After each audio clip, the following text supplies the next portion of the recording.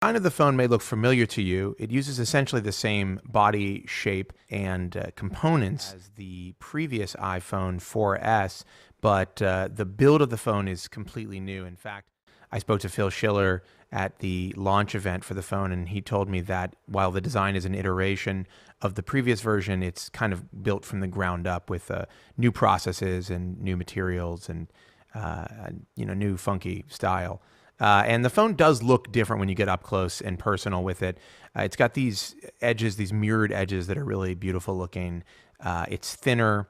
It's a little bit taller because it's got a bigger screen, and it is using some new materials. There's glass on it, but you've also got this new aluminum back, which feels a lot better in the hand, and presumably is harder to break than a piece of glass. The phone is also lighter than the previous version. It's actually a lot lighter.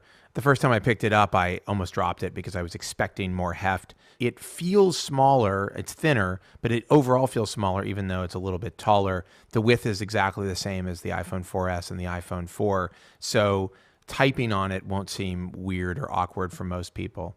Apple has moved the location of the headphone jack to the bottom of the phone, and it sits next to the new Lightning dock connector, which replaces the 30-pin port that was on every previous version of the iPhone. The main reason for this is that it takes up less space. It's a much, much smaller jack. In fact, it's about the size of a micro USB port, but I'm sure that it will rile a lot of owners of accessories. Apple does make an adapter that you can stick in here that will take it from Lightning to 30-pin, though it does lose some functionality such as iPod control. Inside the box, Apple has bundled their new earbuds, they call EarPods, which they say they spent 3 years working on. Generally, they do sound a little bit better than the old versions. They're very bass heavy, even if they're not completely pushed deep into your ear. For me, they didn't sit in my ear very well. They basically kind of fell out when I put them in. I have a pair of RHA earbuds that I paid about $35 for that I think do a slightly better job in terms of sound reproduction. But as far as a bundled pair of earbuds, the EarPods do a pretty decent job. On the front of the phone is that new 4-inch display, which is 1136 by 640. It's a Retina display and has the same pixel density as the previous version. Next to the older phone, it definitely looks a lot better.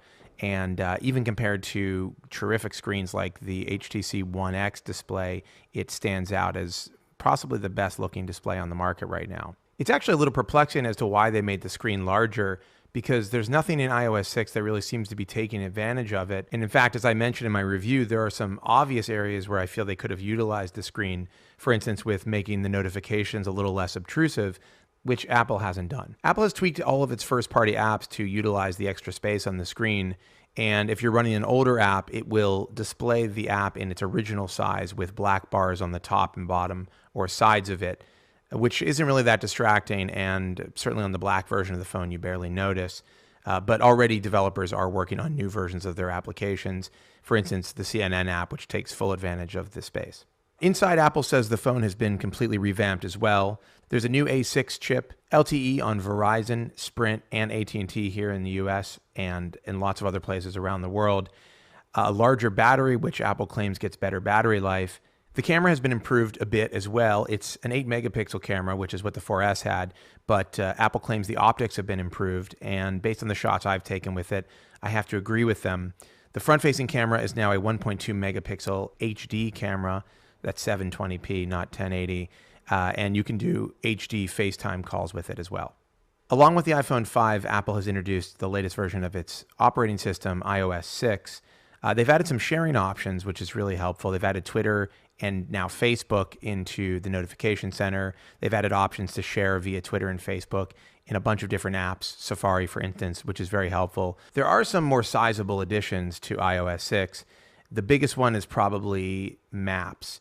Apple has changed the Maps application to utilize its own services rather than Google Maps, and it's caused something of an uproar. The new maps are excellent for turn-by-turn directions, and the turn-by-turn worked really well when I was driving around, but for getting around a big city and for getting detailed information on points of interest, restaurants, or shops, it is severely lacking right now.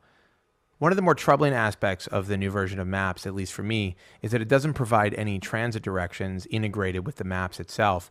It requests that you go find an app that it can plug into, and then even when you get those transit directions, you're taken from Maps to that application to get the directions. They're not integrated into the Maps application itself. Apple did add a pretty cool new feature called Flyover, which is a real-time 3D rendering of major cities. It doesn't always perfectly represent what it's rendering. In fact, there are some parts of New York that look basically destroyed by it, but it is impressive when it's working, and it's working most of the time. The unfortunate thing about Flyover is that it has really limited use. I mean, you're not looking at an awesome display of Flyover when you're navigating. You're trying to figure out where you're supposed to go. And for day-to-day use, I would rather have Street View on my device than a really cool render of the tops of buildings. Apple's also made some pretty big improvements to Siri. Even though the app isn't out of beta, it does seem to be giving better answers and getting those answers faster than previously. I will say that while using iOS 6, I was constantly reminded of just how dated the software feels. It's not that it's bad. In fact, it's a really excellent mobile operating system, but it just seems to be more difficult to do the things that I find myself doing all the time. For instance, checking Twitter constantly, or sharing things with people on different services, or taking actions on notifications, which Apple doesn't really give you an opportunity to do, or changing settings on apps, which is often confusing and convoluted. For instance, opening a private browsing tab in Safari. By my count, it takes about 6 different steps to do that. The iPhone 5 is, without question, the best iPhone ever made.